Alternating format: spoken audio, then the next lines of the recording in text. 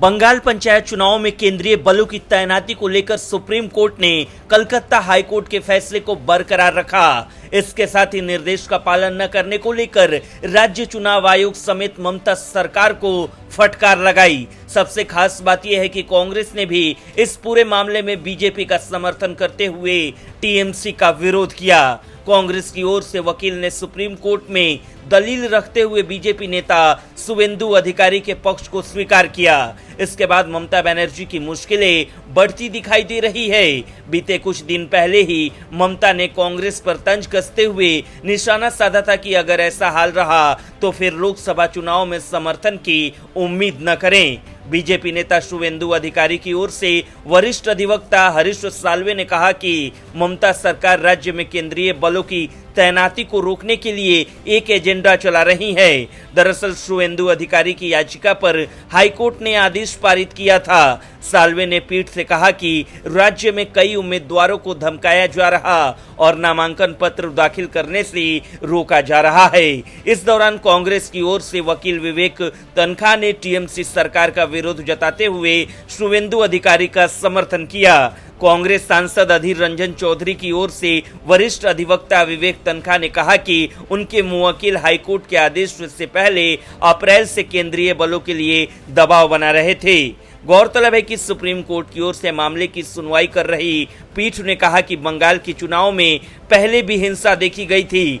तथ्य यह है कि हाईकोर्ट का ये आदेश सुनिश्चित करने के लिए है कि पूरे पश्चिम बंगाल में स्वतंत्र और निष्पक्ष चुनाव आयोजित किए जाएं, क्योंकि राज्य एक दिन स्थानीय निकायों के लिए चुनाव करा रहा है और ऐसे में हमें लगता है कि हाईकोर्ट के आदेश में किसी को हस्तक्षेप की आवश्यकता नहीं है। ब्यूरो रिपोर्ट, न्यूज़ चौक। शराब, शिक्षा और हवाला जैसे घोटाले के आरोप झेल रही आम आदमी पार्टी एक और घोटाले में फंसती जा रही है और ये घोटाला 800 करोड़ का सामने आ रहा है। मतलब आने वाले दिनों में केजरीवाल सरकार बुरी तरह फंस सकती है। दिल्ली बीजेपी अध्यक्ष वीरेंद्र सचदेवा ने आम आदमी पार्टी की सरकार पर दिल्ली की सड़कों पर चलने वाली टैक्सियों और बसों में पैनिक बटन लगाने के नाम पर करोड़ों का घोटाला करने का नया आरोप लगाया। दिल्ली बीजेपी प्रदेश अध्यक्ष वीरेंद्र सचदेवा ने दिल्ली की सड़कों पर चलने वाली टैक्सी में सफर करके दिखाया कि दिल्ली में सार्वजनिक वाहनों में लगे पैनिक बटन काम नहीं करते हैं। उन्होंने कहा कि सड़क पर एक गाड़ी में पैनिक बटन दबाया लेकिन कोई काम नहीं आया। कितना बड़ा घोटाला इन्होंने पूरे सिस्टम में किया है। वीरेंद्र सचदेवा ने बड़ा आरोप लगाते हुए कहा कि प्रत्येक गाड़ी से 9,000 रुपए पैनिक बटन के नाम पर लिए जा रहे हैं। अब वो फीस 17,000 कर दी गई, जबकि वो पैनिक बटन है ही नहीं बल्कि वो सिर्फ सफेद हाथी है। वीरेंद्र सचदेवा ने इस पूरे मामले पर जांच की मांग की। वीरेंद्र सचदेवा ने आरोप लगाया कि जिन गाड़ियों में बटन काम नहीं कर रहा उनसे हर साल रिन्यूअल फीस भी ली जा रही। हर साल रिन्यूअल फीस के नाम पर 4800 रुपए लिए जाते हैं और ये पैसे कहां जा रहे हैं? ये मुख्यमंत्री, उनके मंत्री की जेब में जा रहा है। वीरेंद्र सचदेवा ने दावा करते हुए कहा कि केजरीवाल को चुनौती देता हूं कि दिल्ली में कितनी पैनिक बटन दबाया है, उनसे कहां मदद पहुंची है ये बताएं और इसका कंट्रोल रूम कहां है ये बताएं। दिल्ली बीजेपी प्रदेश अध्यक्ष वीरेंद्र सचदेवा ने कहा कि ये कई 100 करोड़ का घोटाला है। उन्होंने आगे कहा कि किसी भी वर्ग को कैसे लूटा जा सके यही काम केजरीवाल की सरकार कर रही। वहीं अब आप सरकार पर एक और घोटाले का आरोप लगते ही मामला गंभीर हो सकता है। ब्यूरो रिपोर्ट, न्यूज़ चौक। बीजेपी के राष्ट्रीय प्रवक्ता और राज्यसभा सदस्य सुधांशु त्रिवेदी अपने बयानों से हमेशा गदर मचाते रहते हैं। एक बार फिर उन्होंने विरोधियों पर जमकर निशाना साधा। सुधांशु त्रिवेदी ने इस बार अलीगढ़ मुस्लिम यूनिवर्सिटी से तस्वीर ही नहीं दिल से जिन्ना को निकालने की जरूरत बताई। उन्होंने कहा कि पाकिस्तान की नींव सर सैयद अहमद खान ने रखी, जिस पर इमारत खड़ी करने का काम जिन्ना ने किया। पाकिस्तान के आधिकारिक इतिहास में ये लिखा हुआ है, हर मुस्लिम आंदोलन में एएमयू की भूमिका रहती है। मुस्लिम लीग और उसका विचार एएमयू की देन है। इसके आगे उन्होंने कहा कि जवाहरलाल नेहरू ने डिस्कवरी ऑफ इंडिया के पेज नंबर 403 में लिखा है कि एएमयू में ज्यादातर अंग्रेज अधिकारी के रहते ब्रिटिश सरकार के खिलाफ विरोध की कोई संभावना नहीं रह गई थी।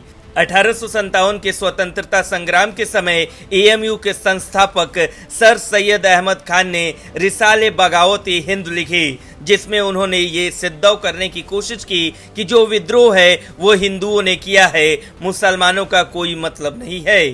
सुधांशु त्रिवेदी ने कहा कि 14 मार्च 1888 को सैयद अहमद खान ने मेरठ में कहा कि हिंदू और मुसलमान दो अलग अलग कौम हैं। हम अंग्रेजों के जाने के बाद हिंदुओं की प्रजा बनकर नहीं रह सकते हैं। अगर वो जाएंगे तो आगे का मुकाबला होगा, जिसमें हमें सत्ता की सरहदें तय करने वाली असली कलम यानी तलवार का प्रयोग करने वाली अनुमति चाहिए।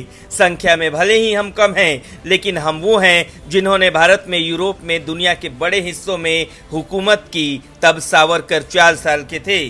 सुधांशु त्रिवेदी ने कहा कि पाकिस्तान के पहले प्रधानमंत्री लियाकत अली खान ने एएमयू से स्नातक किया। मुस्लिम लीग की स्थापना का मूल स्रोत एएमयू है। सेकुलरिज्म के जो सुरमा कहते हैं कि मुस्लिम लीग पूरी तरह से सेकुलर है, उन्होंने कहा कि एएमयू में मामला हिंदू मुस्लिम का नहीं है। सुधांशु त्रिवेदी ने सवाल किया कि आखिर यहाँ कट्टरपंथी तत्वों को शरण क्यों मिलती है, राजा महेंद्र प्रताप सिंह का जिक्र क्यों नहीं होता, हिंदुओं की कब्र खुदेगी कि ये नारे क्यों लगते हैं।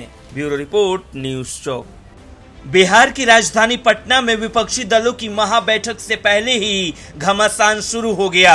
आम आदमी पार्टी ने कांग्रेस को अल्टीमेटम दे दिया है कि अगर अध्यादेश के मुद्दे पर कांग्रेस समर्थन नहीं देती है तो वो विपक्षी दलों की बैठक का बायकॉट करेगी। बता दें कि बीजेपी को केंद्र की सत्ता से बाहर करने के उद्देश्य से देश के प्रमुख विपक्षी दलों के शीर्ष नेता शुक्रवार को पटना में मंथन करेंगे और प्रधानमंत्री नरेंद्र मोदी के नेतृत्व वाली सरकार के खिलाफ एक मजबूत विपक्षी मोर्चा के गठन की रणनीति बनाएंगे। आम आदमी पार्टी के सूत्रों के मुताबिक अगर कांग्रेस ने शुक्रवार की बैठक में अध्यादेश पर समर्थन करने का आश्वासन नहीं दिया तो आप बैठक से तुरंत वॉकआउट करेगी। केजरीवाल ने विपक्षी नेताओं को पत्र लिखकर 23 जून को होने वाली गैर बीजेपी दलों की बैठक में राष्ट्रीय राजधानी दिल्ली में प्रशासनिक सेवाओं के नियंत्रण को लेकर केंद्र के अध्यादेश पर चर्चा करने और मामले पर अपना रुख स्पष्ट करने को कहा है। इससे पहले आपके राष्ट्रीय संयोजक केजरीवाल ने विपक्षी नेताओं से कहा कि वे इसे दिल्ली केंद्रित समस्या के तौर पर नहीं सोचे और दावा किया कि यदि विरोध नहीं किया तो भारतीय जनता पार्टी के नेतृत्व वाली केंद्र अन्य राज्यों के लिए भी इसी तरह का अध्यादेश ला सकता है। बता दें कि शुक्रवार को विपक्षी दलों की बैठक बिहार के मुख्यमंत्री नीतीश कुमार के नेतृत्व में 2024 के लोकसभा चुनाव में बीजेपी से मुकाबला करने के लिए संयुक्त रणनीति बनाने के लिए पटना में बुलाई गई है। इस बैठक में केजरीवाल भी शामिल होने वाले हैं। गौरतलब है कि केंद्र ने 19 मई को दिल्ली में ग्रुप ए के अधिकारियों के हस्तांतरण और पदस्थापना पर एक प्राधिकरण बनाने के लिए अध्यादेश जारी किया था, जिसे आप सरकार ने सेवाओं पर नियंत्रण से जुड़े दिल्ली हाई कोर्ट के फैसले के साथ धोखा करार दिया था। शीर्ष अदालत के 11 मई के फैसले से पहले दिल्ली सरकार में सभी अधिकारियों के हस्तांतरण और पदस्थापना के मामले उप राज्यपाल के कार्यकारी नियंत्रण में थे।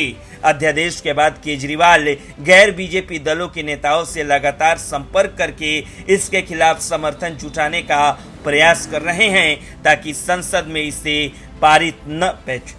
संसद में इससे संबंधित विधेयक पारित न हो पाए। ब्यूरो रिपोर्ट, न्यूज़ चौक।